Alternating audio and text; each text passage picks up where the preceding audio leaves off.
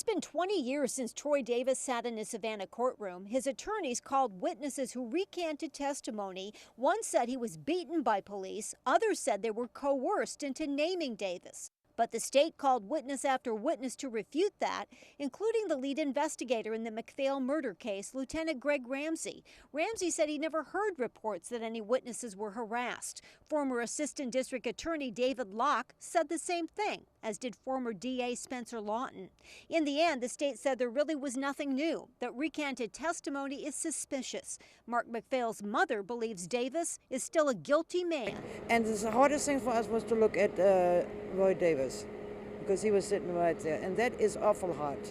Police did acknowledge a man named Sylvester Coles had named Davis as the suspect. His attorneys have contended that it was Coles who attacked a homeless man and shot McPhail. But the judge and state said if there was supposedly another killer, the Davis team should have tried to get him into court. I tried to ask Davis attorney Stephen Marsh about that. And both the state and the judge mentioned Sylvester Coles, that you should have called him if you are indicating that testimony indicates that he's the killer. They said you should have called him. Why didn't you? I'm not going to get into specific areas of the factual record. I just can't do that. Still, the Davis family felt a strong case for a new trial had been made.